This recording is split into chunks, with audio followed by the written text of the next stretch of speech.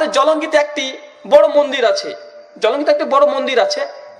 আর মন্দিরে যে তিনি ঠাকুর আছেন তিনি বাইরে থেকে এসেছেন, সম্ভবত আসাম থেকে।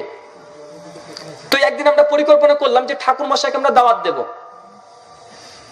তো একদিন আমি যথারীতি চলে গেলাম ওই জলঙ্গি মন্দিরের একদম সামনে, খুব বড় মন্দির, সবচেয়ে বড় মন্দির জলঙ্গির আমাদের ওটা। তো যাওয়ার পরে ঠাকুর মশাইকে আমি বাইরে থেকে বলছি, ডাকছি, যে ঠকঠক করে বাড়ি দিচ্ছি। তিনি এসে তাকিয়ে দেখছেন যে মুখে আমার দাঁড়িয়ে আছে। তিনি কিন্তু বুঝতে পারছেন তিনি মুসলিম, কারণ লেভেল তো আপনার মতো দু চারজন লোক গেলে হয়তো বুঝতে পারতো না, কারণ আপনার মধ্যে আর ওর মধ্যে কোনো পার্থক্য নেই। তো আমাকে ধরেন দেখে বুঝতে পারছি তিনি মুসলিম। আমি বলছি ঠাকুর মশাই আপনার সাথে কিছু কথা ছিল, সময় দিতে পারবেন? ঠাকুর মশাই তিনি মুসলিম দেখে তিনি বলছেন যে বাবা সময় তো এখন এই মুহূর্তে নেই, তো তুমি অন্য এক সময় এসো। আমি বলছি ঠাকুর মশাই কবে আসবো? তিনি বলছেন বাবা খুব ব্যস্ত আছে, 2-3 দিন পরে এসো। আচ্ছা ঠিক আছে, 2-3 দিন পরে আসবো। তো তারপর ঠিক 2-3 দিন পর আমি আবার চলে গেলাম দুপুর বেলায়। যাবার পরে ঠাকুর মশাইকে আবার বলছি যে ঠাকুর মশাই আপনি তো 2-3 দিন পর আসতে বলেছিলেন, তো আজ তো 3 দিনের দিন, তো আমি এসছি, তো কিছু যদি সময় দিতেন। তো বলছে বাবা সময় তো পাচ্ছি না, তো কি আছে বলো, তুমি কি বলতে এসে বলো। আচ্ছা না ঠাকুর মশাই 10-15 মিনিট সময় লাগবে। তো তিনি বলছেন 10-15 মিনিট সময় লাগবে, তো আমি তো খুব ব্যস্ত আছি। মানে আমি বুঝতে পারছি তিনি আমাকে যে কোনো ভাবে কথা বলতে চাইছেন না, ইগনোর করছেন। আমি বললাম যে ঠাকুর মশাই দেখুন, আমাকে বলতে পারেন সত্যের নেশি, সত্যকে খুঁজে বেড়াচ্ছি। তো আমার বাবার নাম হচ্ছে বিমল দাস, বিমল দাস মানে হিন্দু। তো আমার বাবা পরবর্তী সময় নাম কেটে করেছেন বিলায়েত হোসেন, তার মানে মুসলিম হয়ে গেছেন। তো আমি আসলে জানতে চাইছি যে আমার বাবা হিন্দু থেকে কেন মুসলিম হলেন? যে কথা বলেছি অমনি কাজ। ঠাকুর মশাইয়ের সঙ্গে সঙ্গে বলছেন যে বাবা তুমি ভেতরে এসো। আমাকে তিনি খুব আগ্রসরে মন্দিরের ভিতরে নিয়ে চলে গেলেন। তো আমাকে মন্দিরের ভেতরে বসতে বলছেন। আমি না ঠাকুর মশাই মন্দিরের ভেতরে বসছি না, তো ধাপিতে বসছি, মানে গোটা মন্দিরটাই মোজাইক প্লেট করা। তো ওখানে বসে পড়লাম। তো ঠাকুর মশাইয়ের সঙ্গে অনেক আলোচনা করলাম, প্রচুর। 3 দিন গিয়েছিলাম মন্দিরে, কমপক্ষে 12 ঘন্টা আলোচনা করেছি। 12 ঘন্টা আলোচনার পরে এক পর্যায়ে একটি আলোচনা করলাম এটাই, যেটা আমি বলছিলাম যে রাসূল মুহাম্মদ সাল্লাল্লাহু আলাইহি ওয়াসাল্লাম তিনি হচ্ছেন নাজাতের পথ, তিনি ব্যতীত কোন ব্যক্তি কখনোই স্বর্গে জান্নাতে যেতে পারবে না, হোক হিন্দু মুসলিম বৌদ্ধ জৈন ইহুদি খ্রিস্টান কোল ভিল মুচি মেথর যেই হোক না কেন। তো ঠাকুর মশাইকে আমার খুব মন চাইছিল যে যার মাধ্যমে নাজাতের ওসিলা আছে, নাজাতের পথ আছে, তাকে দাওয়াত দিই। তাকে প্রথম এবং দ্বিতীয় দিন দাওয়াত দিয়েছিলেন শুধুমাত্র তাওহীদের, কালেমে লা ইলাহা ইল্লাল্লাহ, এতটার দাওয়াত দিয়েছিলাম। শেষ দাওয়াত দিয়েছিলাম যে ওয়ান্না মুহাম্মদ রাসূলুল্লাহ সাল্লাল্লাহু আলাইহি সাল্লাম। ঠাকুর মশাইকে বললাম যে ঠাকুর মশাই আমি শুনেছি যে হিন্দু ধর্মে নাকি কোন একজন ব্যক্তি আসবে যার মাধ্যমে নাকি আপনারা স্বর্গে যাবেন। তিনি বলছেন জি হ্যাঁ আসবে। আমি বলছি কি আসবে ঠাকুর মশাই? তিনি বলছেন যে একজন ব্যক্তি আসবে, তো কি সে তার নাম? বলছে তিনি একজন অবতার। তো অবতারের নাম কি? তো কলকি অবতার। আচ্ছা তিনি কি এসেছেন? যে জি না আসেনি। তো কবে আসবে? অনেক দেরি আছে। তো ঠাকুর মশাই অনেক দেরি আছে, তো তিনি যদি চলে আসেন আপনারা কিভাবে বুঝবেন? বলছে বাবা অনেক নিদর্শন আছে। কি নিদর্শন আছে? না অনেক নিদর্শন আছে। কথাবার্তা এই পর্যন্ত। ঠাকুর মশাইকে প্রশ্ন করছে এই কারণে যে তাকে প্রশ্ন করবো, তিনি উত্তর দিবেন, আমার বোঝাতে সুবিধা হবে। কারণ যারা বুদ্ধিমান তাদের সঙ্গে তর্ক করতে ভালো লাগে, কিন্তু জাহেলের সঙ্গে তর্ক কিছু চলে না। যে না জানে না তার সঙ্গে কি আলোচনা করবেন? তো ঠাকুর মশাইকে বললাম যে ঠাকুর মশাই আপনি বলছেন যে আপনার নাজাতের পথ অর্থাৎ স্বর্গে যাবার পথ একজন ব্যক্তি আছে, তিনি তার নাম হচ্ছে কলকি, আর তিনি পৃথিবীতে এখনো আসেনি, আসবে আপনার দাবি। তাই আমি প্রশ্ন করলাম যে আপনি কিভাবে বুঝবেন? পৃথিবীতে 700 কোটি মানুষ, কিভাবে বুঝবেন যে এই ব্যক্তি যে আপনাদের কলকি অর্থাৎ স্বর্গে যাবার পথ? তিনি বলছেন বাবা অনেক নিদর্শন আছে। তো কি নিদর্শন আছে? বাবা হাতে একটা তরবারি থাকবে যখন আসবে। কি বুঝলেন? হাতে একটা তরবারি থাকবে, আর কি থাকবে? যে তিনি বেটা যখন আসবেন তখন ঘোড়ার পিঠে চড়ে আসবে। তো কেন আসবেন? তিনি শত্রুদের ধ্বংস করবেন। তিনি আমাকে পরপর এই জিনিসগুলো শুনিয়ে দিলেন। আমি শুনতে চাইছি এই কারণে তিনি যত মুখ খুলবেন তত আমার ভালো হবে, বোঝানো সুবিধা। তো ঠাকুর মশাইকে বলছি ঠাকুর মশাই আপনি বলছেন যে আপনাদের এই অবতার হচ্ছে আপনাদের নাজাতের পথ, মুক্তির পথ, এখনো আসেনি, আর 700 কোটি মানুষের মধ্যে আপনি এই ব্যক্তিকে এইভাবে চিনবেন। তো ঠাকুর মশাইকে বলছি ঠাকুর মশাই তিনি যদি আসেন শত্রুদের ধ্বংস করতে, তো ঠাকুর মশাই হাতে যে তরবারি নিয়ে আসবে শত্রুদের ধ্বংস করতে, তো এখন কি তরবারির যুগ? এখন তরবারির যুগ। ধরুন এখন যদি চলে আসে কলকি অবতার, যদি চলে আসে হাতে একটা তরবারি নিয়ে শত্রুদের ধ্বংস করতে, দূর থেকে ওই হিরোশিমা নাগাসাকি কথা জানেন তো, দুটো বোমের কারণে গোটা দেশটাই শেষ। রকেট প্রামচার যদি এখান থেকে অর্ধ কিলোমিটার দূর থেকে যে ছাড়া হয়, আপনাদের জায়গাটার নাম কি? ডিঙ্গেল। এই ডিঙ্গেল যে ছিল বুঝতে পারবেন না, পরের দিন ডিঙ্গেল বলে যে কোনো জায়গা ছিল আপনি বুঝতে পারবেন না, এত উন্নত যুগ। আমি ঠাকুর মশাই বলছি, ঠাকুর মশাই আপনি বলছেন হাতে তরবারি নিয়ে ওই কলকি আসবে, তো তিনি যুদ্ধ কি দিয়ে করবেন? AK-47 দূর থেকে মারলে কলকি শেষ হয়ে যাবে। তো আপনার তো ধর্মগ্রন্থ তো মনে হচ্ছে যে ভুল বলছে, না আমরা বুঝতে ভুল করছি? ঠাকুর মশাই বলছে বাবা ধর্মগ্রন্থ কি আর ভুল বলতে পারে? আসলে আমরা মনে বুঝতে ভুল করছি। ঠিক, ধর্মগ্রন্থ ভুল বলে না। আমি ঠাকুর মশাইকে বললাম, ঠাকুর মশাই তিনি আসবেন উটের পিঠে চড়ে বা ঘোড়ার পিঠে চড়ে, তো এখন কি ঘোড়ার যুগ? গোটা পৃথিবী মানুষ এখন ভ্রমণ করছে মাত্র 2.5 ঘন্টাতে, মাত্র 2.5 ঘন্টাতে গোটা বিশ্ব ভ্রমণ করছেন। আপনি একটা ঘোড়া নিয়ে আপনি কিভাবে শত্রুরে ধ্বংস করবেন গোটা পৃথিবী জুড়ে? আর যে ঠাকুর মশাই এই শ্লোকটি তো মনে হচ্ছে যে যুগের সঙ্গে সংশ্লিষ্ট নয়, ধর্মগ্রন্থ কি ভুল বলছে না আমরা বুঝতে ভুল করছি? ঠাকুর মশাই আবারও বলছে যে বাবা ধর্মগ্রন্থ তো ভুল বলবে না, আসলে আমরা মনে বুঝতে ভুল করছি। আচ্ছা ঠিক বলছেন। আমি বলছি যে ঠাকুর মশাই যে ভবিষ্যৎবাণী এটাও ঠিক, ধর্মগ্রন্থ যেটা আছে সেটাও ঠিক, আমরা বুঝতে ভুল করছি। আচ্ছা দেখুন তো, এখন চলছে 2000 সাল, তাই তো? 2016 বা 17। তো আজ থেকে 1000-1500 বছর পূর্বে চলে যান। ঠাকুর মশাইকে বলছি, হিন্দু ভাইদেরকে আমরা এই কথাই বলি যে আপনারা আজ থেকে 1500 বছর পূর্বে চলে যান তো। ভাই সেই সময় ঘোড়ার যুগ ছিল কি ছিল না? উটের যুগ ছিল কি ছিল না? মানুষ তরবারি নিয়ে যুদ্ধ করতো কি করতো না? শত্রু ধ্বংস করতো কি করতো না? রাসূল মুহাম্মদ সাল্লাল্লাহু আলাইহি ওয়াসাল্লাম 25টা জীবনে যুদ্ধ করেছেন কি করেননি? উটের পিঠে চেপেছেন কি চাপেননি? শত্রুদের বিনাশ করেছেন কি করেননি? আজ সবই তো মিলে যাচ্ছে। আপনারা যাদের অপেক্ষায় বসে আছেন, তো এটা তো আগে ভবিষ্যৎবাণী পূরণ হয়ে গেছে অলরেডি 1500 বছর পূর্বে, আমরা এখনো বসে আছি, তার মানে কি? ঠাকুর মশাই তখন বলছে যে বাবা এইভাবে যদি মিলিয়ে দেয় তাহলে তো হবে না। আমি ঠাকুর মশাই আপনি কিভাবে মিলাবেন? সম্ভব আর মিলানো? পৃথিবীতে কোন ঘোড়ার যুগ আসবে? মানুষ যুদ্ধ করবে ঘোড়া দিয়ে, এরকম মনে হয়? কল্পনা করতে পারবেন? মানুষ টেকনোলজি এত উন্নত জায়গায় চলে গেছে, মানুষ যখন কি করবে আপনি ভাবতে পারছেন না, যেটা সেটা মানুষ করিয়ে দেখিয়ে দিচ্ছে। জীবনে ভেবেছিলেন যে এই যে মোবাইল একটা থাকবে, এখানে বসে থাকবেন, এইগুলো দেখবেন, আর আপনি ছবি দেখতে পাবেন? আপনার ছেলে সৌদিতে আছে, ইমো চালিয়ে দিয়েছেন, আপনার ছেলের সঙ্গে কথা বলছেন। ভেবেছিলেন কোনোদিন যে এইভাবে আপনার ছেলেকে ঘরের মধ্যে দেখবেন, ছবি দেবেন, হাত লড়াচ্ছে, কথা বলছে, সবকিছু করছেন? তো মানুষ টেকনোলজি এত উন্নত দিনে দিনে হচ্ছে, কোন ঘোড়ার যুগ আসবে না। আমি ঠাকুর মশাইকে প্রশ্ন করলাম, ঠাকুর মশাই হয় আমি যে ব্যাখ্যা করলাম এই ব্যাখ্যাটাকে মেনে নিতে হবে, নচেত এই শ্লোকের কোনো ব্যাখ্যা দেওয়া যাবে না, সম্ভব নয়। ঠাকুর মশাই শুধু ইস করছে, বলছে এটা কি হয়, তিনি তো মানতে চাইবেন না। তাদের কলকে আমি নবী মুহাম্মদ সাল্লাল্লাহু আলাইহি সাল্লামকে বুঝিয়ে দিচ্ছি, উনি কি মানবেন? বাপ দাদা ধর্ম ওরা চলে আসছে দীর্ঘদিন ধরে, আর আমি গিয়ে বলছি আমি একটা ছোট ছেলে, ও মেনে নেবে? তো ঠাকুর মশাইকে বললাম, ঠাকুর মশাই এই কলকি সম্পর্কে কিন্তু আমি বেশ কিছু পড়েছি, যদি আপনি সুযোগ দিতেন আমি বলতাম। তো যে বাবা আচ্ছা ঠিক আছে বলো। আজ কলকি সম্পর্কে প্রথম ভবিষ্যৎবাণী, কলকি কেন আসবে, কখন আসবে। শ্রীমদ্ ভাগবত গীতা অধ্যায় নম্বর 4 শ্লোক নম্বর 7 এবং 8, যেটা ভারতবর্ষের জাতীয় গ্রন্থ হোক বলে মানুষজন দাবি করেছিল। শ্লোকটি বলছে, यदा यदा हि धर्मस्य ज्ञानति भावति भारत अभ्युत्थानं धर्मस्य तदे आत्मानं सृजाम्यहं परित्राणाय साधूनां विनाशाय दुष्कृतं धर्म संस्थापनाय সম্ভাবনী युगे युगे। বলছে পৃথিবীতে যখন পাপ অন্যায় অত্যাচার বৃদ্ধি পায়, यदा यदा हि धर्मस्य, যখন পৃথিবীতে অন্যায় অত্যাচার বৃদ্ধি পায়, সেই সময় পরম স্রষ্টা ঈশ্বর তিনি কি করেন? পরিত্রাণায় সাধুনাং, সাধুদের রক্ষা করতে, বিনাশায় দুষ্কৃতম, আর রাক্ষসদের ধ্বংস করতে, ধর্ম সংস্থাপনায়, আর ধর্মকে যথাযথ প্রতিষ্ঠিত করতে, সম্ভাবনী যুগে যুগে, ঈশ্বর প্রত্যেক যুগে একজন দূত পাঠায়। আল্লাহ বলছেন পবিত্র কোরআন সূরা নাহল সূরা নম্বর 16 আয়াত 36, ওয়ালাকাদ বাসনা ফি কুল্লি উম্মাতি রাসূলান আন ইবুদুল্লাহ ওয়াস্তানিবুত তাগুত। পৃথিবীতে যখন এক আল্লাহ ব্যতীত অন্য কারো উপাসনা শুরু হয়ে যায়, মানুষ শিরকের মধ্যে অংশীদার স্থাপন করে ফেলে আল্লাহ সুবহানাহু ওয়া তাআলার সঙ্গে, আল্লাহ সুবহানাহু ওয়া তাআলা সেই সময়তে একজন নবী পাঠান, একজন রাসূল পাঠান, একজন দূত পাঠান, একই কথা বলছে। তো সর্বশেষ অবতার তাদের ভাষাতে কলকি, যেমন ভাবে আমাদের সর্বশেষ অবতার নবীর নাম মুহাম্মদ সাল্লাল্লাহু আলাইহি সাল্লাম।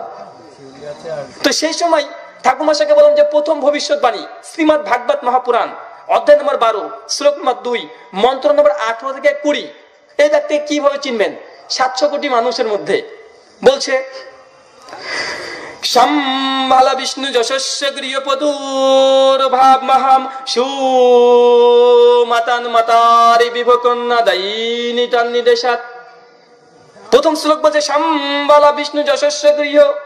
কল্কি কোথায় জন্মগ্রহণ করবে? বলছে সম্ভালা বিষ্ণু যশস্য গৃহ, সাম্বালা শহরে। 2 বিষ্ণু যশস্য গৃহ, বিষ্ণু যশার গৃহে। সুমাতান মাতারি বিভ, সুমতির গর্ভে। 3টে জিনিস পাওয়া যাচ্ছে। কল্কির প্রথম জন্মস্থান সাম্বালা। ঠাকুরমশাইকে বললাম যে ঠাকুরমশাই কল্কি তো পাওয়া যাবে, বলছে যে সাম্বালা শহরে জন্মগ্রহণ করবে। আচ্ছা সাম্বালা শহরটি কোথায়? তিনি বলছেন বাবা কোথায় সেটা তো বুঝতে পারছি না, তবে হয়তো ভারতবর্ষে কোন এক জায়গাতে হবে। আমি বলছি এখন মোবাইল আছে, মানুষকে ঠকানো যাবে না, চোখে ধুলো দেওয়া সম্ভব না। মোবাইলটা অন করেন, ইন্টারনেট অনটা করবেন, গুগলে চলে যাবেন, গুগল ম্যাপে চলে আসেন, আসার পরে সাম্বালা শব্দটা লিখেন আর ওকে মেরে দেন। যদি সাম্বালা বলে পৃথিবীতে কোনো গ্রাম কোনো শহর থাকে, সঙ্গে সঙ্গে শহরটা দেখিয়ে দিবে। দিবে কি দিবে না? আমি সাম্বালা লিখে দেখলাম ঠাকুরমশাইকে, ঠাকুরমশাই গুগল বলছে সাম্বালা বলে কোনো শহর নেই, কি বাবা ধর্মগ্রন্থ কি ভুল বলছে? তিনি বলছেন যে বাবা সাম্বালা বলে কোনো গ্রাম নেই। আনছি না, তাও তো ধর্মগ্রন্থ শ্লোক ভুল বলছে। বলছে না বাবা এগুলোকে আলাদা ভাবে একটু দেখতে হবে। আচ্ছা ঠিক বলেছেন। আচ্ছা সাম্বালা শব্দের অর্থ কি? তিনি বলছেন শান্তিতে পরিপূর্ণ একটি জায়গা। আমি বলছি আল্লাহ সুবহানাহু ওয়া তাআলা বলছেন পবিত্র কোরআন সূরা 3 সূরা নম্বর 95 আয়াত 3 এবং 4, ওয়াহাযাল বালাদিল আমিন, এই শান্তি নগরীর কসম। আল্লাহ সুবহানাহু ওয়া তাআলা মক্কাকে বলে কি? দারুল আমান, শান্তিতে পরিপূর্ণ একটি জায়গা। আমি বলছি দেখুন আপনাদের কল্কি জন্মগ্রহণ করবেন সাম্বালা শহরে, এটা আরবি করে ফেলেন হচ্ছে মক্কার একটি বৈশিষ্ট্যগত নাম, মানে পরোক্ষভাবে বলছে আপনাদের দশম অবতার কল্কি তিনি জন্মগ্রহণ করবেন মক্কাতে। মিলছে? আজ এই ব্যাখ্যা যদি আপনি না মানতে চান, পৃথিবীতে সাম্বালা বলে কোনো জায়গা নেই, অর্থাৎ আপনার ধর্মগ্রন্থ শ্লোকটি ভুল মেনে নিতে হবে। কোনটা মানবেন? 2 বিষ্ণু যশস্য গৃহ, কল্কির পিতার নাম বলা হচ্ছে। কার ঘরে জন্মগ্রহণ করবে? কল্কি যদি এখন পাকিস্তানে চলে আসে, যদি পাকিস্তানে চলে আসে তো কার গৃহে জন্মগ্রহণ করবেন? যে বিষ্ণু যশা, বিষ্ণু মানে সৃষ্টিকর্তা রক্ষাকর্তা, মানে ঈশ্বর একটি নাম। যশা হচ্ছে ইয়াস থেকে এসেছে, মানে ভৃত্য বা দাস, অর্থাৎ সর্বশক্ত ঈশ্বরের দাস। আমি বলছি আমাদের নবী মুহাম্মদ সাল্লাল্লাহু আলাইহি সাল্লাম পিতার নাম হচ্ছে আব্দুল্লাহ। আব মানে গোলাম, আব্দুল্লাহ আল্লাহর গোলাম। আচ্ছা সংস্কৃত বলছে বিষ্ণু যশা, আরবিতে করেন আব্দুল্লাহ, মানে আপনাদের দশম অবতারের পিতার নাম আরবি ভাষাতে হবে আব্দুল্লাহ, মানে মুহাম্মদ সাল্লাল্লাহু আলাইহি সাল্লামের পিতা। 3 সুমাতান মাতারি বিভ, তার মায়ের নাম হবে সুমতি। সুমতি মানে শান্তিময় অচঞ্চল। আমি বলছি আমাদের নবী মুহাম্মদ সাল্লাল্লাহু আলাইহি সাল্লামের মায়ের নাম ছিল আমিনা, মানে শান্তিময় অচঞ্চল। আমি কি প্রয়োজন দেখুন, কি আশ্চর্য বিষয়। বাবার নাম মিলে যাচ্ছে, মায়ের নাম মিলে যাচ্ছে, জন্মস্থান মিলে যাচ্ছে, শুধুমাত্র ভাষার পরিবর্তন। আপনাদের ভবিষ্যৎবাণী করেছে সংস্কৃত ভাষাতে, আর আমাদের ধর্মগ্রন্থ বলছে শুধুমাত্র আরবিতে। শুধু ভাষাগত পার্থক্য, অন্য কোনো পার্থক্য নেই। আর আমি যে ব্যাখ্যা দিলাম এই ব্যাখ্যা ছাড়া আপনি কোনো ব্যাখ্যাই দিতে পারবেন না। ঠাকুরমশাই শুধু শুধু বলছে এইভাবে করলে কি হয়, তুমি একবার বাংলা করছো, একবার সংস্কৃত করছো, একবার আরবি করছো, এইভাবে তো ঠিক হচ্ছে না। আমি যে ঠাকুরমশাই আপনি তাছাড়া মেলাবেন কিভাবে? মেলানো সম্ভব? তা আমি দেখছি তাকে হয়তো আরো বেশি কিছু বলতে গেলে আমাকে হয়তো বলতে পারে যে বাবা তুমি আর কোনদিন আসবে না, তুমি উল্টা পাল্টা শুরু করেছো। তা আমি বললাম ঠিক আছে ঠাকুরমশাই কোনো সমস্যা নেই, কতক্ষণ? আমি বললাম কল্কি পুরাণ 2য় অধ্যায় মন্ত্র নম্বর 5, চতুর্ভি ভাতৃভিদ এবং কালিস্বামী কালিক্ষায়ম। ভাবছেন যে মুর্শিদাবাদ থেকে কাকে ধরে নিয়ে আসলাম? ঠাকুরকে ধরে নিয়ে আসলাম না বক্তা মৌলভী সাহেবকে ধরে নিয়ে আসলাম? কোরআনের আয়াত কিছু বললো না, এখন শ্লোক শুরু করেছে নাকি? কল্কি পুরাণ 2য় অধ্যায় মন্ত্র নম্বর 5, সেখানে বলেছে চতুর্ভি ভাতৃভিদ এবং কালিস্বামী কালিক্ষায়ম। এই কল্কি যখন পৃথিবীতে আসবে শত্রুদের ধ্বংস করার জন্য, সঙ্গে চতুর্ভি ভাতৃভি, চতুর মানে ভাতৃভিদ এবং মানে 4 জন ভাই থাকবে, সহচর বন্ধু দোস্ত থাকবে। আমি বলছি পৃথিবীর ইতিহাস দেখুন, ইসলামের মধ্যে মুসলিমদের মধ্যে 4 জন খলিফা আছে, হযরত আবু বকর, ওমর, ওসমান আর আলী। দ্বিতীয় কোনো ব্যক্তি আছে? 4 জন খলিফার কথাই বলছে, চতুর্ভি ভাতৃভিদ এবং কালিস্বামী কালিক্ষায়ম, তারা শত্রুদের ধ্বংস করবে। 4 খলিফার কথা বলছে। কল্কি পুরাণ 2য় অধ্যায় মন্ত্র নম্বর 7, যত জুয়ং দেবং রত সংসা বাতনরত কলকি যখন পৃথিবীতে আসবে, শত্রুদের ধ্বংস করবে, সেই মহান ঈশ্বর অনেক দেবদূত দিয়ে সাহায্য করবে। মানে শত্রুদের ধ্বংস করার জন্য স্বয়ং ঈশ্বর হিন্দু ভাইরা বিশ্বাস করে তাকে দেবদূত দিয়ে সাহায্য করবে। আল্লাহ বলছেন পবিত্র কোরআন সূরা ইমরান সূরা নম্বর 3 আয়াত নম্বর 123 থেকে 125, সূরা আনফাল সূরা নম্বর 8 আয়াত নম্বর 8 এবং 9। আল্লাহ বলছেন মুহাম্মদ সাল্লাল্লাহু আলাইহি সাল্লামকে আল্লাহ সুবহানাহু ওয়া তাআলা বদর যুদ্ধে 3 থেকে 5,000 ফেরেশতা দিয়ে তিনি সাহায্য করেছেন। আচ্ছা দেখুন, অলরেডি সাহায্য পেয়ে গেছে, কার অপেক্ষায় বসে আছেন? আমি ঠাকুর মশাইকে বলছি যে ঠাকুর মশাই, একজন ব্যক্তিকে আইডেন্টিফাই করার জন্য, চিহ্নিতকরণ করার জন্য কি প্রয়োজন? আর তার বাবার নাম, মায়ের নাম, জন্মস্থান, এমনকি তাকে যে বন্ধুরা সহযোগিতা করবে, এমনকি তাকে ফেরেশতারা সাহায্য করবে, সেটা বলছে। আর কি দরকার? তিনি বলছেন যে বাবা তুমি কথা তো ঠিক বলছো, তবে কেমন একটা হচ্ছে, মানে তিনি মানতে চাইছেন না। বাপ দাদা পূর্ব যুদ্ধে করে আসছে, অতই সহজ? কল্কি পুরাণ 2য় অধ্যায় মন্ত্র নম্বর 15, দ্বাদশ শুক্ল পক্ষ শ্রী মাধবী মাসি মাধব। কল্কি জন্মগ্রহণ করবে তারিখ বলছে, দেখেছেন, চিন্তা করেছেন? দ্বাদশ শুক্ল পক্ষ, দ্বাদশ মানে 12, শুক্ল পক্ষ দুটো পক্ষ, একটা শুক্ল পক্ষ একটা কৃষ্ণ পক্ষ। শুক্ল পক্ষ মানে প্রথমে আসে, প্রথম অর্ধাংশের 12 তারিখে বঙ্গানুবাদ। রবি আউয়াল, আউয়াল মানে প্রথম। আল্লাহ রাসূল মুহাম্মদ সাল্লাল্লাহু আলাইহি সাল্লাম আর রাহিকুল মাকতুম 167 পৃষ্ঠা, সাফিউর রহমান মুরাদপুরি অনেকগুলি নিয়ে এসেছেন তারিখ, তার মধ্যে এটা নিয়ে এসেছেন। তো 12 রবি আউয়াল মুহাম্মদ সাল্লাল্লাহু আলাইহি সাল্লাম জন্মগ্রহণ করেছেন, এটা একটা মত। তো দেখুন, আমি বলছি দেখুন, আল্লাহ রাসূল মুহাম্মদ সাল্লাল্লাহু আলাইহি সাল্লাম 12 রবি আউয়াল, আর আপনাদের বলছে দ্বাদশ শুক্ল পক্ষ। আচ্ছা, একজন ব্যক্তি চেনার জন্য কি দরকার? বাবার নাম, মায়ের নাম, জন্ম তারিখ, জন্মস্থান, এমনকি পরিষ্কার ভাবে তার জন্ম তারিখটাও আছে। আর কি প্রয়োজন? আল্লাহ বলছেন পবিত্র কোরআন সূরা আরাফ সূরা নম্বর 7 আয়াত নম্বর 87, সূরা বাকারা সূরা নম্বর 2 আয়াত নম্বর 18, সূরা বাকারা সূরা নম্বর 2 আয়াত নম্বর 71। আল্লাহ সুবহানাহু ওয়া তাআলা বিভিন্ন জায়গাতে বলছেন এমন কিছু লোক আছে, চোখ আছে দেখে না, কান আছে শুনে না, হৃদয় আছে চিন্তা করে না, গবেষণা করে না, এরা হচ্ছে চতুষ্পদ জন্তুর নাই, বরং তার চাইতে নিকৃষ্ট। আল্লাহ বলছেন, একই কথা বলছে ঋগ্বেদ মন্ডল 10 সূক্ত নম্বর 71 মন্ত্র নম্বর 4, এমন কিছু লোক আছে দেখে দেখে না, শুনে শুনে না, অতএব তারা সত্য পথে কখনোই ফিরবে না। একই কথা বলছে Bible, Gospel of John, New Testament 11-13 অধ্যায় 13 অনুচ্ছেদ, এমন কিছু লোক আছে দেখে দেখে না, শুনে শুনে না, অতএব তারা স্বর্গের রাজ্যে কখনোই প্রবেশ করবে না। তো পবিত্র কোরআন বলছে যেমন কিছু লোক আছে দেখে দেখতে চাইবে না, শুনে শুনতে চাইবে না, এরা হচ্ছে চতুষ্পদ জন্তুর ন্যায়। আমি বলছি ঠাকুর মশাই আপনি একটু দেখুন, বিবেচনা করে দেখুন। তিনি বলছেন যে বাবা কথাগুলো কিন্তু ঠিক বলছো, মানে তিনি আস্তে আস্তে বিশ্বাস স্থাপন করছে। তারপরে এক পর্যায়ে তিনি আমাকে বলে উঠলেন যে রাহুল ভাই, যে এত জায়গাতে আমাদের দশম অবতার নাম তো কল্কি, তো আপনাদের দশম অবতার অর্থাৎ শেষ অবতার নাম তো মোহাম্মদ, তো নামটা মিলছে না। তিনি একটা পয়েন্ট বের করেছেন, তিনি বলছেন আমাদের দশম অবতার মুক্তির পথ, তার নাম হচ্ছে কল্কি, অতএব আপনাদের যে দশম অবতার বা শেষ অবতার মোহাম্মদ সাল্লাল্লাহু আলাইহি সাল্লাম, তার নাম তো মিলছে না। আমি বলছি ঠাকুর মশাই ঠিক বলেছেন, আসলে কল্কি শব্দের অর্থ কি? তিনি বলছেন কল্কি শব্দের অর্থ শত্রু বিনাশকারী। আমি বলছি আমাদের নবী মুহাম্মদ সাল্লাল্লাহু আলাইহি সাল্লামের একটি নাম ছিলেন আল মাহি, মানে শত্রু বিনাশকারী। ইমাম বাঘাবির একটি কিতাব শারহুস সুন্নাহ হাদিস নম্বর 3036, শেখ নাসিরউদ্দিন আলবানী, শেখ সুহাইব আরনাউত এবং ইমাম বাঘাবি হাদিসের সনদকে হাসান বলেছেন।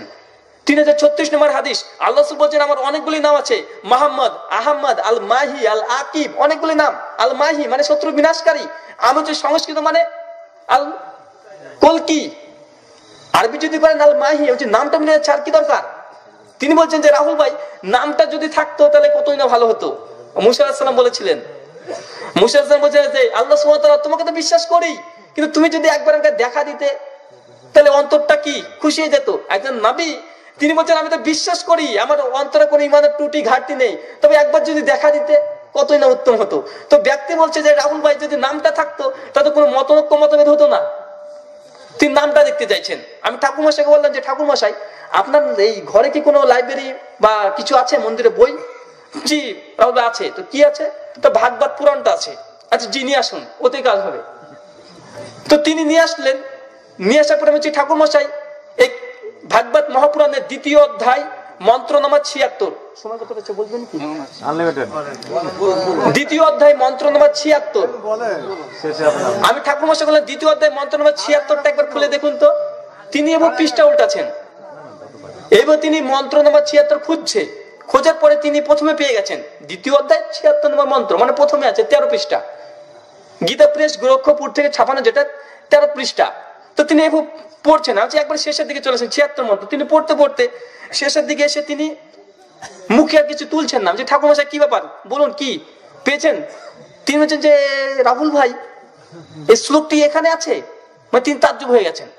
আচ্ছা ঠাকুরমশাই কি পেলেন? যে রাহুল ভাই শ্লোকটি এখানে আছে, আমি অনেকবার পড়েছি এই গ্রন্থটি, আমি হাত থেকে নিয়ে দেখছি যে বইটি প্রকাশ করেছে 1952 সালে, ছিঁড়ে গেছে, হলুদ পৃষ্ঠা হয়ে গেছে। 1952 সালে বইয়ের দাম ওইরকম একটি মোটা বইয়ের দাম মাত্র আপনার 3.5 টাকা, এরকম একটা মোটা বই, 1952 সালের বই। আমি বলছি এতদিন ধরে পড়ছেন, আর ঠাকুরমশাই বলছে আমি এতদিন ধরে পড়েছি, আর ভূমিকা তো মুকদ্দমাতে আছে, আমি চোখে পড়লো না শ্লোকটি। তিনি আমাকে দেখতে চেয়েছিলেন এটাই, যে মোহাম্মদ সাল্লাল্লাহু আলাইহি ওয়াসাল্লাম নাম যদি থাকে তাই হিন্দুদের মধ্যে তো মতভেদ থাকতো না। শ্লোকটি বলছে, অজ্ঞান হেতু ক্রেতু মোহাম্মদ মোহাম্মদ অন্ধকারিণী নাশিনী বিদায় হইতে দায়াতে বিবেক हो लोगो मोहम्मद नाम पर एक आदमी धरती पर पधारेगा, वज्ञान हेतु मुहम्मद, পরিষ্কার নাম এসছে মুহাম্মদ অন্ধকারিণী নাশিনী। মোহাম্মদ কি করতে আসবে? অন্ধকারকে দূর করতে। অন্ধকার কোন অন্ধকার? রাতের অন্ধকার, অজ্ঞতা বর্বরতা জাহিলিয়াতকে দূর করতে কে আসবে? মুহাম্মদ। পরিষ্কার নাম চলে এসছে। তিনি দেখার পরে তাজ্জব, তিনি বলছেন রাহুল ভাই মানে অসম্ভব একটা, কেমন যে আমি প্রথমে দেখতে পেলাম না। ওই দেখেন পবিত্র কোরআনের আয়াত, এমন কিছু লোক আছে দেখেও দেখে না, শুনেও শুনে না, আপনি দেখারই চেষ্টা করেন না, কিভাবে দেখবেন? দেখার পরে তিনি বলছেন যে রাহুল ভাই আমি কিন্তু বিশ্বাস স্থাপন করছি যে আপনাদের দশম অবতার, মানে আমাদের দশম অবতার কলকি, ইনি মোহাম্মদ সাল্লাল্লাহু আলাইহি ওয়াসাল্লাম, তিনি একবারে পরিষ্কারভাবে মেনে নিচ্ছেন, অন্তর দ্বারা বলছেন, স্বীকার করছেন। আমার কাছে মোবাইলে রেকর্ড করা আছে, ইউটিউবে চলে যাবেন, BR Rahul Hossain Hinduism and Islam মারবেন, দেখবেন বক্তৃতাটা পেয়ে যাবেন। তো ওখানে পরিষ্কারভাবে তিনি স্বীকার করছেন। আমি তখন বলছি যে না, কাজ মনে হয়ে গেছে, মনে এবার মনে ইসলাম কবুল করবে। খুব হাসি যে একজন ব্যক্তিকে যদি হেদায়েত করতে পারে, আল্লাহ রাসূল বলেন সহিহ মুসলিম, যে একটা লাট উটের চাইতে উত্তম, মানে আমারও জান্নাতের রাস্তা ওর পিছ পিছ চলে যাবো, ও তো মানে ভালো হয়ে গেল। তো সর্বশেষ ঠাকুরমশাইকে বলছি যে ঠাকুরমশাই আর একটি বিষয়, যেটা আপনাকে যদি বলি, সমস্ত মানুষকে যদি শুধুমাত্র শ্লোকটি পড়ে আপনারা শুনিয়ে দেন, তিনি পরিষ্কারভাবে মানতে বাধ্য। এমন একটি শ্লোক, ভবিষ্যৎ পুরাণ প্রতিসর্গ পর্ব 3 খণ্ড 3 অধ্যায় 3 শ্লোক 5 থেকে 8 এবং 26-27, নবভারত প্রকাশনী 367 থেকে 382 পৃষ্ঠা, মহাত্মা গান্ধীর 76D 7,01,000 এখান থেকে কিনেছিলাম। বুঝতে পারলেন? ভবিষ্যৎ পুরাণ প্রতিসর্গ পর্ব 3 খণ্ড 3 অধ্যায় 3 শ্লোক নম্বর 5 থেকে 8 এবং 26-27 মূল সংস্কৃত শ্লোক। বঙ্গানুবাদ দেখবেন নবভারত প্রকাশনী 367 থেকে 382 পৃষ্ঠা, মহাত্মা গান্ধীর 76D 7,01,000 কলকাতা, এখান থেকে কিনেছিলাম। শ্লোকটি বলছে, তার আগে দেখুন মহিলারা এমন ভাবে চিৎকার করছে, মানে ওরা এসে বলছে যে কোথায় আসলাম রে বাবা, মানে ওদের কিরণমালা আজকে দেখা হয়নি, দেখেন ওদের কথা শুনতে পাচ্ছেন না? মানে এমন জোরে কথা বলছে ওরা যে আমাদের এখান থেকে কানে চলে আসছে, মানে ওরা বলছে কোথায় আসলাম, বোঝে না, সে বোঝে না, দেখতাম একটু, খুব টেনশনে পড়ে গেছে। ওদের ব্যাপারে কথা বলছে, ওরা কোনো কানও দেয়নি, এখনো চলছে। দেখুন মানে ওদেরকে যে বলছি ওরা বুঝতে পারছে না। তো শ্লোকটি বলছে, এত স্মৃন্তরে মিলেচ্ছ আচার্যে সমান্বিতাঃ মহাম্মাদ ইতি খ্যাত শিষ্য শাখা সমান্বিতাঃ রূপোচ্ছৈব মহাদেবং মরুস্থল নিবাসিনাম গঙ্গা জলস্য পঞ্চগর্ভ সমান্বিতাঃ চন্দন দিবার ভজ্য তুষ্ট মনোস্যহরম নমোস্তে গিরিজন্নাথ প্রভু নিবাসিনে ত্রিপুরাসুর নাশা বহুমায়া প্রবর্তন লিঙ্গচ্ছেদ শিকাহীন সুশ্রীধারী সুদূষকা উচ্চলাপী সর্বভোক্সী ভবিষ্যৎ জনমাম। শ্লোকটি খুব স্পষ্ট। এত স্মৃন্তরে মিলেচ্ছ আচার্যে সমান্বিতাঃ, একজন ব্যক্তি আসবেন যিনি হবেন বাইরের, অর্থাৎ ভারতবর্ষের না, ভারতবর্ষের না। মুহাম্মদ সাল্লাল্লাহু আলাইহি ওয়াসাল্লাম তিনি কোথা থেকে এসেছেন? আরব, ভারতবর্ষের বাইরে। কারণ হিন্দু ধর্মগ্রন্থ বা হিন্দু ধর্মটি শুধুমাত্র ভারতবর্ষের মানুষের জন্যই প্রযোজ্য। যারা সিন্ধু নদের অববাহিকায় বাস করে অর্থাৎ তারা হচ্ছে ভারতবাসী, তারা হচ্ছে হিন্দু সংজ্ঞার দিক থেকে। শ্রীমদ্ ভাগবত গীতা অধ্যায় নম্বর 4 শ্লোক নম্বর 7 यदा यदा हि धर्मस्य ज्ञानेति भावति भारता, যখন পৃথিবীতে অধর্ম নয়, যখন ভারতের মধ্যে অধর্ম নেমে আসে, মানে সর্বজনীন ধর্ম নয় এটা, यदा यदा हि धर्मस्य ज्ञानेति भावति भारता, যখন এই ভারতবর্ষের মধ্যে অরাজকতা সৃষ্টি হয়, ঈশ্বর ভারতে আসে, অন্য জায়গায় আসে না। তার মানে ভারতবর্ষ থেকে অবতার আসবে না, বলছে এত স্মৃন্তরে ম্লেচ্ছ, ম্লেচ্ছ মানে একজন বহিরাগত ব্যক্তি, মানে ভারতবর্ষের লোক না। তো মোহাম্মদ সাল্লাল্লাহু আলাইহি ওয়াসাল্লামকে পরিষ্কার ভাবে বলছে লিঙ্গ ছেদ শিকাহীন, সেই ব্যক্তির কি করা থাকবে? লিঙ্গ ছেদন করা থাকবে। ভাই লিঙ্গ বোঝাতে হবে?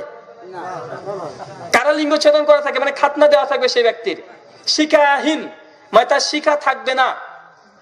প্রশ্ন চলে এসেছে কি? লিঙ্গচ্ছেদ মানে সেই ব্যক্তির লিঙ্গ ছেদন করা থাকবে। শিখাহীন, তার শিখা থাকবে না। শিখা মানে হিন্দু ভাইরা দেখবেন জল টিকি দেয়, পেছনে পেছনে জল টিকি দেয় না, এই জল টিকি থাকবে না সে ব্যক্তির। পঞ্চগর্ভ সমান্বিতাহা, সে ব্যক্তি যখন উপাসনা করবে পঞ্চগর্ভ, পঞ্চ মানে পাঁচ, পঞ্চগর্ভ মানে পাঁচবার সে ব্যক্তি কি করবে? গঙ্গা জলস্য, গঙ্গা জল দ্বারা পাঁচবার পবিত্রতা অর্জন করবে। কিসের কথা বলছে? পরিষ্কার ভাবে অজু করার কথা বলছে। 5 ওয়াক্ত নামাজ ফরজ, 5 ওয়াক্ত অজু ফরজ, সে ব্যক্তি 5 ওয়াক্ত অজু করবে, পঞ্চগর্ভ 5 বার করবে, পরিষ্কার ভাবে বলছে। মরুস্থলা নিবাসী নাম, সে ব্যক্তির স্থান কোথায় হবে? মরুস্থলা নিবাসী নাম, কোথাকার নিবাসী হবে? মরুভূমির। মক্কাকে কি বলার প্রয়োজন আছে? ঠাকুর মশাইকে যখন এইভাবে একটা একটা করে বলতে লেগেছি, ঠাকুর মশাই মানে মানে কোন দিকে যাবে? সমস্ত কিছু মিলে যাচ্ছে। আর তার কাছে ধর্মগ্রন্থটি রীতিমতো আছে, তার ধর্মগ্রন্থ থেকে দেখিয়ে দিচ্ছি, আমি শুধু শ্লোকটা পড়ে শুনে দিচ্ছি আর তিনি মেনে নিচ্ছেন। আর ঠাকুর মশাইকে বলছি, ঠাকুর মশাই কথা কি ঠিক বলছি? ধর্মগ্রন্থ কি মিলছে? তুমি যে বাবা ঠিক মিলছে তো, আচ্ছা তাহলে কি আর অপেক্ষা কেন? মহাম্মাদ ইতি খ্যাত, মহাম্মাদ ইতি খ্যাত, মহাম্মাদ ইতি, ইতি কখন ব্যবহার করি? চিঠি যখন লিখি মিডিলে ইতি দিই নাকি? মানে শেষ, শেষ ইতি যখন লিখি তারপরে কিছু লিখবো মাথায় থাকে না, লেখে মানুষ, মানে ইতির পরে কিছু থাকে না। মহাম্মাদ ইতি খ্যাত, মহাম্মাদ সর্বশেষ ঋষি, মোহাম্মদ সর্বশেষ ঋষি, তারপরে কেউ আসবে না। আল্লাহ বলছেন পবিত্র কোরআন সূরা আহজাব সূরা নম্বর 33 আয়াত নম্বর 40, মা কানা মুহাম্মাদুন আবা আহাদিল মিন রিজালিকুম ওয়ালাকিন রাসূলুল্লাহ ওয়া খাতাবিন নাবিয়িন ওয়া কানা আল্লাহু বিকুল্লি শাইইন আলিমা। মুহাম্মদ সাল্লাল্লাহু আলাইহি সাল্লাম তোমাদের মধ্যে কোনো পুরুষের পিতা নন, বরং তিনি আল্লাহর রাসূল এবং সর্বশেষ নবী। আল্লাহ বলছেন একই কথা, আর কি দরকার, আর কি প্রয়োজন? ঠাকুর মশাই সমস্ত কিছু শোনার পরে তিনি মেনে নিচ্ছেন, দেখছেন, বুঝছেন, সর্বশেষ একটি কথা বলছেন যে রাহুল ভাই সমস্ত কিছু বুঝলাম, তো আমাদের হিন্দুদের মধ্যে এত বড় বড় স্কলার আছে, রাজা রামমোহন রায়, স্বামী দয়ানন্দ সরস্বতী, স্বামী বিবেকানন্দ, এত বড় বড় স্কলার আছে, তারা কি এইসব শ্লোকগুলি পড়েনি? এত বড় পণ্ডিত, আমরা পূর্বপুরুষদের এগুলো ধরে করে আসছি, এগুলো কি সবই ভুল? বুঝতে পেরেছেন কি বলেছে? আপনি যে কথা বলেন, আমরা মুসলিমরা বলেন না, এই বাপদাদা ধর্ম আমল থেকে করে আসছি, ফরজ নামাজের শেষে সম্মিলিত মুনাজাত, আর আজকে হুজুর এসে বলছে করা যাবে না, এটা বিদআত, করলে নাকি জাহান্নামে যাবে। তো তিনি আমাকে ওই কথাই বলছেন যে রাহুল ভাই এতদিন ধরে আমি করে আসছি, এত বড় বড় আলেম ওলামা মানে তাদের ধর্মের পণ্ডিত আছে, মাশায়েখ আছে, তারা কোনোদিন আজ পর্যন্ত জানতে পারলো না এই কথাগুলো আছে, তো ঠিকই দেখছি, তো এটা কি সম্ভব? আমি ঠাকুর মশাইকে বললাম, ঠাকুর মশাই ওইসব ব্যক্তির কথা শুনবেন না, ধর্মগ্রন্থ বলছে সেটা শুনবেন। ধর্মগ্রন্থকে দিয়ে কি ওইসব মহাত্মা মহাপুরুষদেরকে বিশ্লেষণ করবেন, না ওইসব ব্যক্তিদের ধর্মগ্রন্থকে বিশ্লেষণ করবেন? কোনটা? আমাদের দাবি হচ্ছে এটা যে ধর্মগ্রন্থ দিয়ে সমগ্র মানুষকে আমরা কি মেপে দেখবো কে ঠিক বলছে কি ভুল বলছে। একই কথা বলছে শ্রীমদ ভাগবত গীতা অধ্যায় নম্বর 16 শ্লোক নম্বর 23 এবং 24, ইয়া শাস্ত্র বিধি মুৎসৃজ বর্ততে কাম করোত না সুখম না সিদ্ধম না বনোতি না পরম গতিম।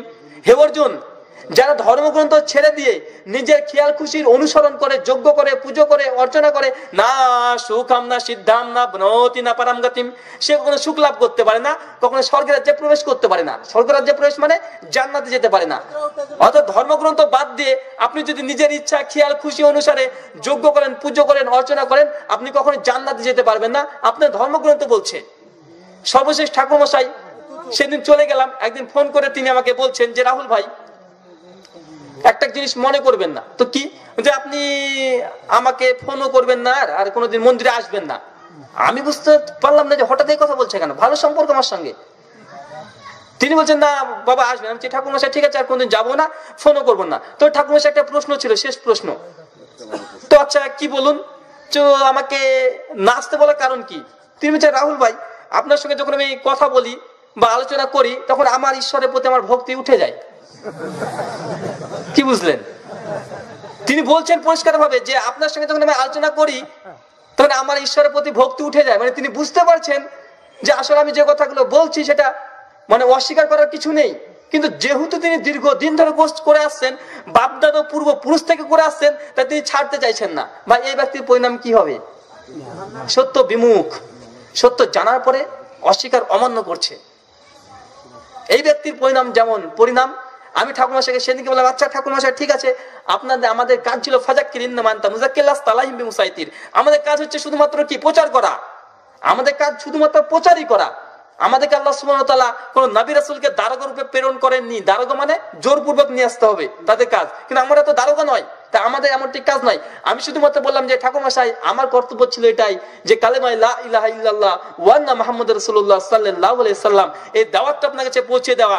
আমি আজকে পৌঁছে দিলাম, কিয়ামতের মাঠে আপনি আমাকে কখনো বলতে পারবেন না যে আমাকে কেউ দাওয়াত দেয়নি আর আমার কলারটা ধরতে পারবেন না। আমি দায়িত্ব মুক্ত, আলহামদুলিল্লাহ। আমি বললাম যে ঠাকুরমশাই ঠিক আছে, কোনো সমস্যা নেই, আপনাকে পৌঁছে দিয়েছে, আমার যতটা কর্তব্য ছিল। আপনি চান মানতে চাইলে মানবেন আর অমান্য করতে চাইলে অমান্য করবেন। সত্য এবং মিথ্যা দুটো আপনার সামনে পৃথক হয়ে গেছে, আপনার যেটা ইচ্ছা সেটাই করবেন, কোনো সমস্যা নেই। তিনি বললেন শুধুমাত্র জয়গুরু। আমি ঠিক আছে, ছেড়ে দিলাম ফোনটা। তারপর ঠাকুরমশাইয়ের সঙ্গে দেখা হলে ঠাকুরমশাই শুধু দূর থেকে দেখে বলে বাবা কেমন আছো বলে একটু হাসি দেয়, মিষ্টি একটা হাসি দেয়। আমিও একটা মিষ্টি হাসি দিই, জি ঠাকুরমশাই ভালো আছি, শেষ। এখন মতো চলছে। তো আপনাকে বোঝাতে চাইলাম এটা, অনেক সময় মানুষকে সত্য জানার পরে মানুষ গ্রহণ করে না, তার কারণ হচ্ছে এটা একটা, যে এই রীতিটা, যে এত বড় বড় আলেম ওলেমা, এত বড় বড় ঠাকুর পুরোহিত এদেরকে ভুল করে আসছে, অথচ তাদের কাছে স্পষ্ট আছে, অথচ তারা জানে যেটা আসলে ভুল, কিন্তু দীর্ঘদিন ধরে করে আসছে, এই কারণে তারা অমান্য করছে। সূরা বাকারা 2 আয়াত 46 আল্লাহ সুবহানাহু ওয়া তাআলা বলে দিয়েছেন যে ইহুদি খ্রিস্টানরা তারা খুব ভালোভাবে জানে যে মুহাম্মদ সাল্লাল্লাহু আলাইহি ওয়াসাল্লাম তাদেরই নবী। ইহুদি খ্রিস্টানরা খুব ভালোভাবে জানে যে রাসূল মুহাম্মদ সাল্লাল্লাহু আলাইহি ওয়াসাল্লাম তাদেরই একজন নবী। আল্লাহ মিসাল দিচ্ছেন, উদাহরণ দিচ্ছেন এইভাবে যে একজন মা যেমন তার সন্তানকে যে রূপ চিনে সেইভাবেই তারাও চিনে, কিন্তু তারা অমান্য করছে। কেন জানেন? হিংসা। শুধু হিংসার কারণে ইহুদি খ্রিস্টানরা খুব ভালোভাবে চিনে, আপনার থেকে ভালো বোঝে যে তাদেরই নবী হচ্ছে মুহাম্মদ সাল্লাল্লাহু আলাইহি ওয়াসাল্লাম, কিন্তু তারা মানে না হিংসাতে।